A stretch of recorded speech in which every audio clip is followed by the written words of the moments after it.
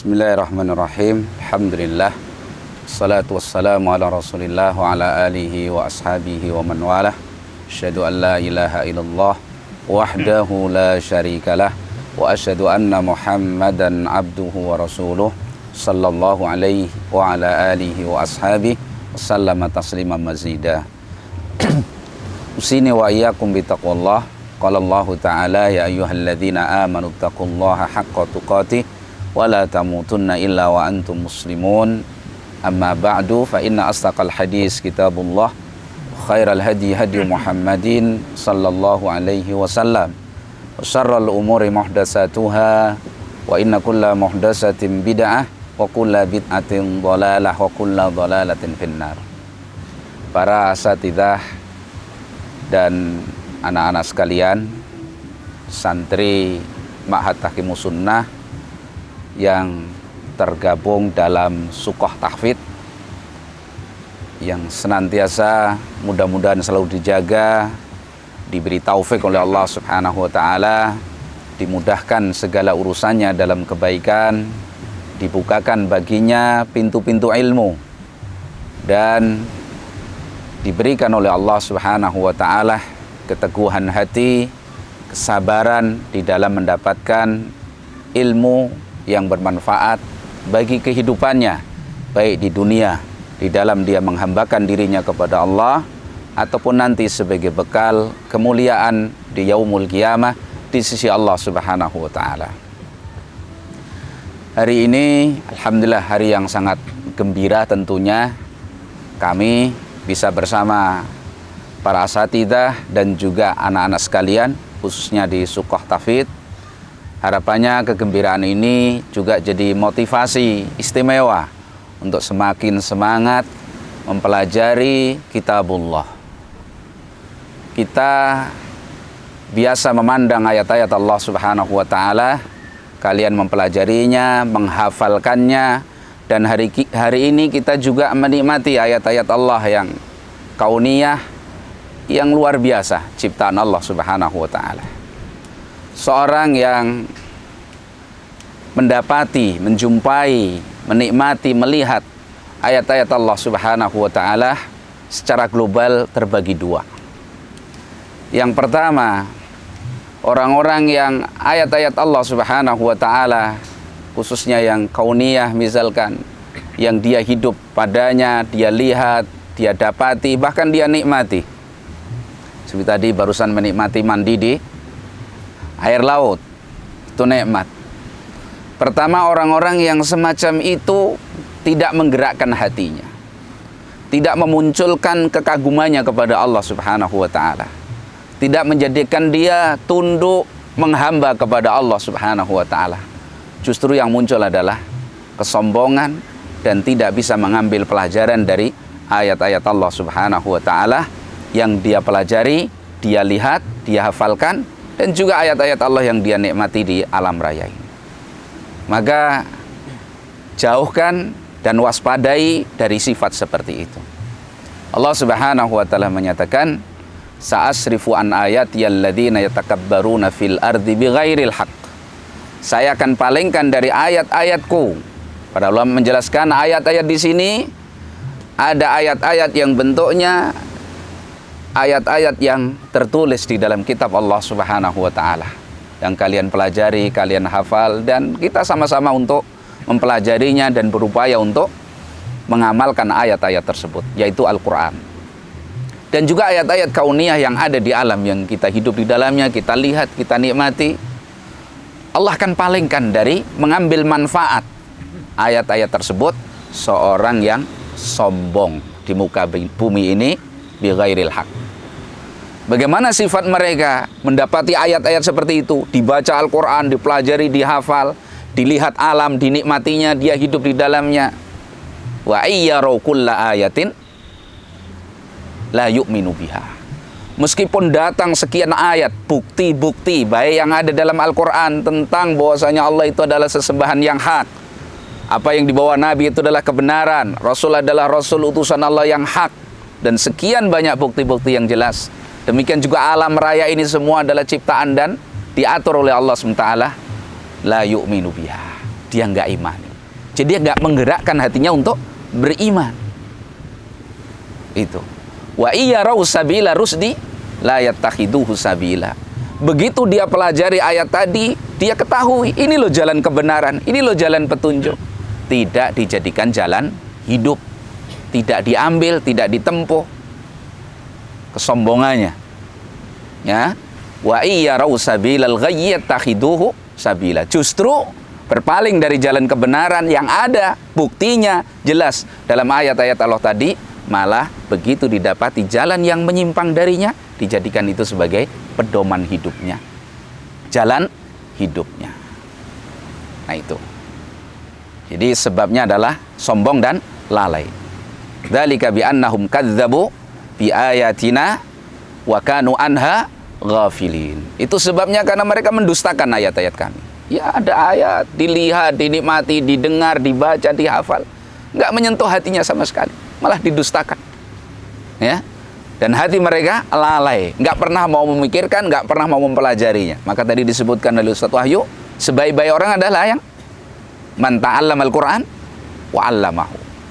Dipelajari itu untuk diambil faedahnya, diyakini benarnya. Kebenarannya dibenarkan, yang menyelisihi diyakini itu kebatilan. Itu. Di sisi lain ada orang-orang yang mendapati ayat-ayat Allah Subhanahu wa taala, kebalikan dari mereka adalah orang-orang yang begitu melihat ayat-ayat Allah Subhanahu wa taala kagum kepada yang menciptakannya, kepada yang memfirmankannya, kepada yang mengaturnya, yaitu Allah Subhanahu wa taala, sehingga mereka bertasbih, memuji Allah, mengagungkan Allah, beriman kepada Allah, memahabesarkan Allah, menjadi hamba yang tunduk patuh beribadah hanya kepada Allah Subhanahu wa taala dan tidak mempersekutukan Allah dengan sesuatu apapun. Selalu ingat Allah Subhanahu wa taala dalam segala keadaannya. Inna fi khalqis samawati wal ardi wa ikhtilafil laili wan nahari la ayatin liulil albab. Alladzina yadhkuruna Allaha qiyaman wa qu'udan wa 'ala junubihim wa yatafakkaruna fi khalqis samawati wal ardh. Rabbana ma khalaqta hadza batila subhanak. Sungguhnya dalam penciptaan langit dan bumi dan segala alam raya ini, itu ada tanda-tanda kebesaran Allah Subhanahu wa taala. Bagi orang-orang yang mau apa?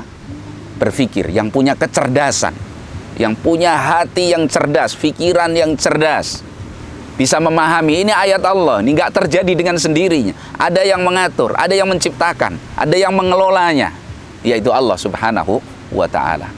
Orang-orang yang selalu mengingat Allah Subhanahu wa ta'ala, baik berdiri, duduk, dalam semua keadaannya.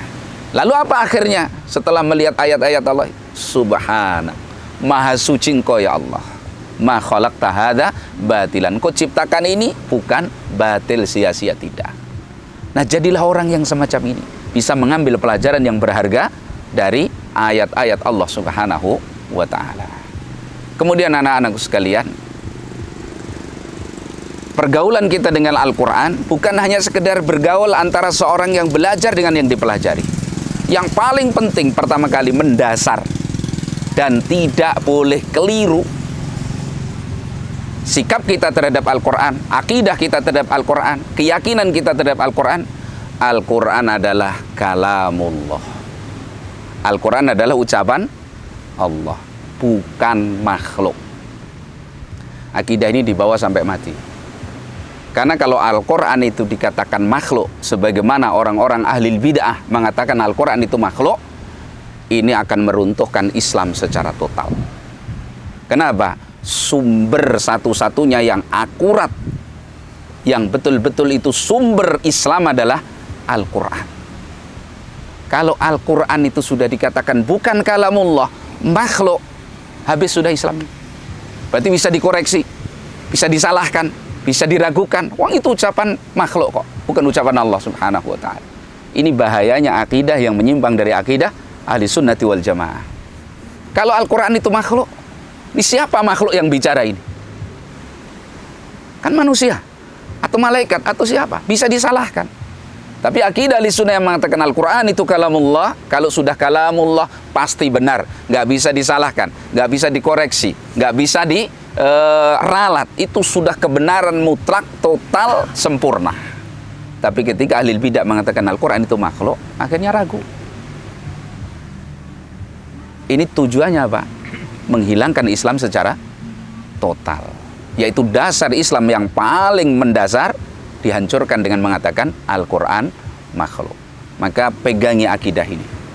Ini warisan Rasulullah, para sahabat, para tabi'in, para tabi'ut tabi'in, para ulama kita. Bahwa akidah yang hak adalah Al-Quran kalamullah, bukan makhluk. Jelas ya? Bahayanya kalau sampai meyakini Quran itu apa? Makhluk. Ini bahaya. Coba hadis-hadis Rasulullah SAW. Yang itu ucapan Nabi, makhluk. Banyak yang meragukan, berani mengoreksi, berani menolak hadis dengan akalnya. Kenapa? Bukan kalamullah, bukan ucapan Allah. Nah, begitu maksud mereka meruntuhkan akidah Al-Quran kalamullah, kemudian disuguhkan akidah Al-Quran itu makhluk. Nah, ini buruk dan jeleknya. Karena itu kita berupaya, ya, kita bangun ma'had, kita harapkan besar itu menjadi wadah bagi kita untuk belajar ilmu, dan kita upayakan bersumber dari sumber yang benar. Kita bangun akidah di atas akidahnya para sahabat yang diajarkan Nabi kepada mereka, diwarisi para tabi'in, tabi'ut tabi'in, dibawa oleh para ulama sampai hari kita sekarang ini. Ada di kitab-kitab mereka, kita pelajari dengan bersabar, dengan tekun, berharap kepada Allah agar Allah memberikan taufik kepada kita bisa mewarisi akidah Rasul Sallallahu Alaihi Wasallam dan para sahabatnya. Kemudian ingin nilai lebih di ma'had kita, kita khususkan bagi antum, anak-anak sekalian dan para santri yang ingin lebih fokus dalam menghafalkan Al-Quran. Maka sudah 2 tahun ini berjalan, kita adakan sukoh tahfidz. Harapannya itu menjadi ruang yang menyenangkan bagi para santri yang ingin menghafalkan Al-Quran. Bisa lebih fokus, bisa lebih bangga karena Allah, bisa lebih gembira, lebih semangat. Dan satu hal, hendaklah anak-anak yang di sukoh tahfidz harus menyediakan dirinya siap menjadi contoh teladan bagi santri-santri yang lain. Tadi kan sebaik-baik orang yang pelajari Al-Quran dan mengajarkannya. Harus jadi contoh. Contoh yang baik. Dalam apa? Dalam kesabaran dia menuntut ilmu. Dalam akidahnya, dalam ucapannya, dalam perilakunya, dalam semua aspek kehidupan. Kasih contoh yang bagus. Karena kalau orang yang fokus dalam Al-Quran nggak bisa jadi contoh. Pertama, bagaimana kita mempelajari Al-Quran, sedang Al-Quran sendiri mencela kita. Makanya orang belajar Al-Quran itu terkait orang yang mempelajarinya dan mengambilnya kan dibagi 2 oleh Rasulullah SAW. Al-Qur'anu hujjatun laka au alaika. Al-Quran itu menjadi hujah bagimu, yang akan menguatkanmu, akan menuntunmu, akan membelamu. Sebaliknya Al-Quran juga bisa menjadi hujah yang menghujai dirimu. Maka jadilah yang pertama, jangan jadi yang kedua. Siap jadi contoh ini? Siap? Siap jadi contoh yang baik. Semua dengan taufik dari Allah Subhanahu wa ta'ala. Jadi nggak ada istilah santri di sukoh tahfidz kasus, ngerumpi, begadang malam, kena kasus di pengurus. Ngapa ini push up 100 kali? Santri mana ini sukoh tahfidz? Malu. Al-Quran agung. Al-Quran mendidik kita akhlak yang mulia. Al-Quran menunjukkan jalan yang lurus. Kalau kita beriman dengan Al-Quran, ambil itu sebagai jalan hidup kita. Jangan mengikuti jalannya orang-orang yang rendah dan hina. Ya, nah itu semua butuh kesabaran, butuh perjuangan, butuh dikondisikan, butuh kerjasama. Makanya contoh, bahkan contoh dalam bersaudara. Beri contoh dari sukoh tahfidz. Ini berbagai jenjang ini. Ada yang dari SMP, ada yang dari HDI, kan begitu. Dengan kelas yang berbeda-beda, jenjang yang berbeda. Contohkan ukhuwah kalian yang kuat, persaudaraan kalian yang karena Allah, saling mencintai, saling bekerja sama. Nampakkan. Sehingga dengan keberadaan kalian, kalian dipilih oleh Allah untuk menjadi orang-orang yang dikatakan oleh Nabi SAW, alladzina idza ru'u dzukirallah. Orang-orang yang kalau dipandang orang lain, mengingatkan yang memandang kepada Allah Subhanahu wa ta'ala. Karena itu jadilah kalian qurratul uyun, penyujuk hati. Hati siapa? Ustadz-ustadz kalian, teman-teman kalian, dan juga orang tua kalian. Siap ini ya? Insya Allah. Semua dengan taufik dari Allah Subhanahu wa ta'ala. Maka mudah-mudahan perjalanan sukoh tahfidz kurang lebih 1,5 tahun ini ya, 1,5 tahun ini antum sekarang berada di Sukoh Tahfidz, pertahankan, berbanggalah. Ini kelas istimewa ini. Ini kelas yang paling bagus ini. Ini kelas yang jadi ikonnya Masil ini, kan begitu. Hafalkan Quran dengan semangat, targetkan saya harus selesai 30 juz dengan bagus. Begitu. Ya. Al-Quran setelah dibaca dengan baik, dengan benar, kemudian dipelajari, diilmui, baru tujuan pokoknya adalah diamalkan sebagai fondasi kita beribadah kepada Allah Subhanahu wa Ta'ala. Ya, demikian. Jadi ini perjalanan kita ke sini itu sebagai salah satu upaya kita mencari motivasi supaya kita mencintai Allah, supaya kita semakin mencintai Al-Quran, supaya kita semakin semangat untuk pelajarinya dengan berangkat dari keyakinan bahwa Al-Quran kalamullah dan Al-Quran adalah fondasi yang tidak mungkin salah bagi kehidupan seorang hamba Allah Subhanahu wa Ta'ala. Demikian ya. Mudah-mudahan kalimat yang Anda sampaikan ada manfaat untuk diri Anda pribadi dan khususnya juga anak-anak di Sukoh Tahfidz semakin semangat belajar Al-Quran. Terlalu banyak dalil yang memotivasi, mendorong kita untuk mau belajar Al-Quran. Sangat banyak. Maka itu sebenarnya sudah sangat cukup. Cuman kadang-kadang kita perlu disampaikan dengan bahasa yang tersendiri. Nah, mudah-mudahan duduk kita di sini ada beberapa kalimat yang kita dengar dan kita sampaikan itu memotivasi secara tersendiri bagi anak-anak khususnya ya yang di Sukoh Tahfidz untuk semakin kuat membuktikan bahwa kami bisa untuk menjadi yang terbaik. Kami bisa jadi penghafal Al-Quran. Kami ingin jadi di apa yang diucapkan oleh Nabi SAW, khairukum man ta'allama al-Quran wa 'allamah. Demikian, sallallahu wasallam wa baraka ala nabiyyina Muhammadin wa ala alihi washabihi ajma'in. Walhamdulillahirabbil alamin. Assalamualaikum warahmatullahi wabarakatuh.